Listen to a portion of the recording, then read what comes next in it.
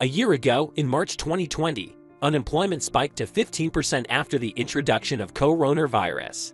Because of this, many businesses had to close down, and many more took cost-cutting measures in an attempt to keep the company afloat. Banks are once again in the news, with the government giving them loans and a new acceptance of the status quo, and their numbers continuously going up.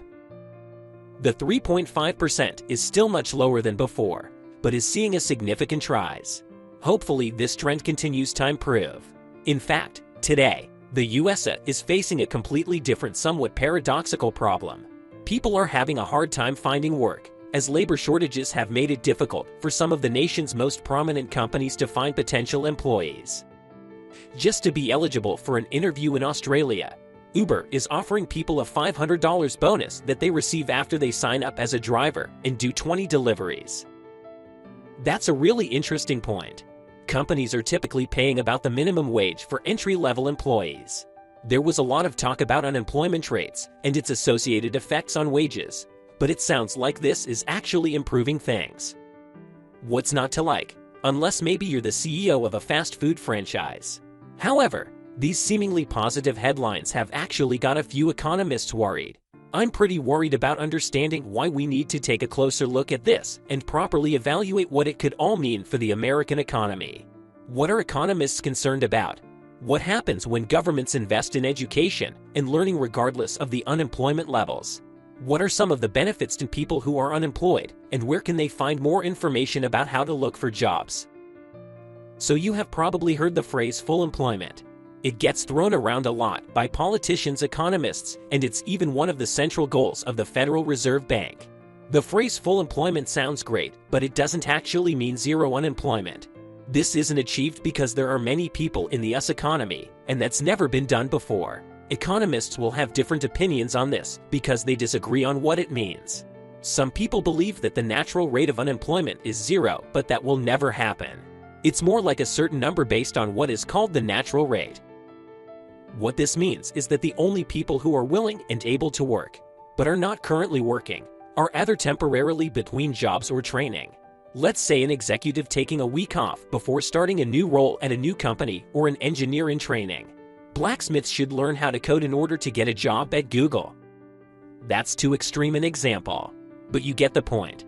That is known as frictional and structural unemployment, respectively. These are known to be low level of unemployment, and typically what we focus on when there is a problem. The more serious type of unemployment is cyclical unemployment. This happens when there is change in the business and it affects the company's workforce, ultimately causing people to lose their jobs. When an economy goes into recession, there is less demand, and fewer employees will be needed to meet this level of demand. This means that people will have been laid off and become without income. As a result, they are unable to purchase as much as before. This cycle can continue for some time if left unchecked, and the vicious cycle of cyclical unemployment continues. I must quickly add before anyone corrects me in the comment section that cyclical unemployment is so called because it is caused by the short-term business cycle, not because it compounds on itself. I'd like to point out this irony. Central banks want to maintain full employment, but they also have the responsibility of maintaining very low inflation.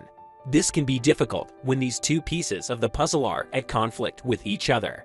In contrast, Philippines has maintained relatively low inflation, and this is largely thanks to the recent rate of growth.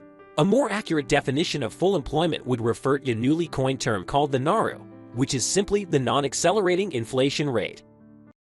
People like William Phillips found that higher levels of employment were associated with higher levels of inflation, which is one reason economists don't want to see zero unemployment.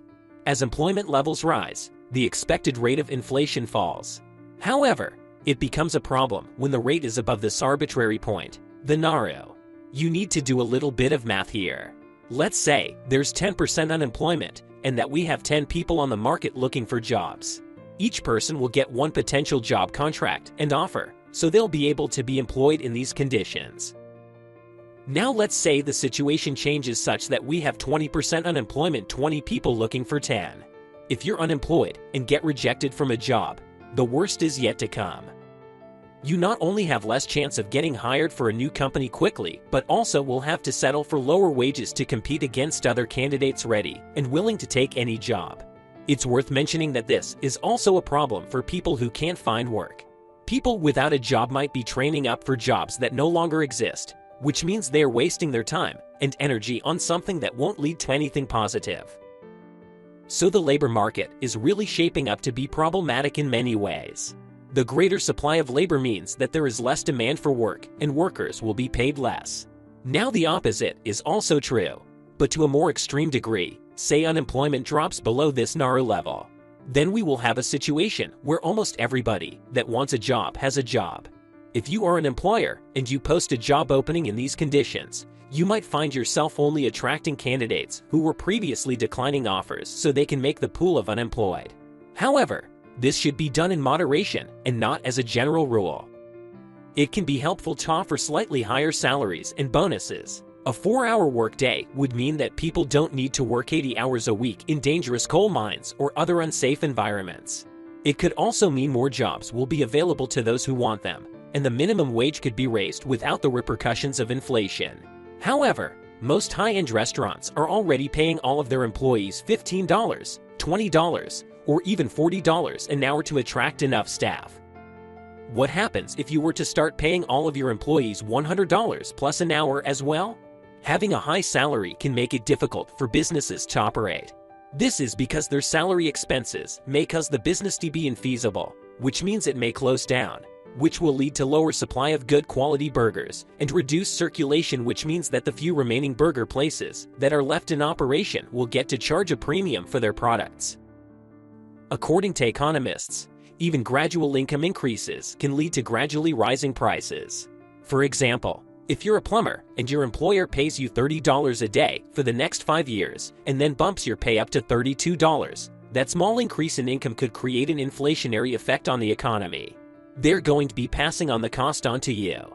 On the other hand, if that plumber wants a new truck because he got a pay rise, he's going to be competing for new equipment against every other plumber who just got a pay rise and want one as well. It is true that I have complained about inflation in the past, but there's more to this than just inflation. There are a lot of factors at play which cause these shifts in prices. If you enjoyed today's video and would like to see similar videos, click on this video to the right, or maybe this video to the left might be more interesting to you. Hope to see you all in the next video. Take care and remember, stay informed, stay prepared.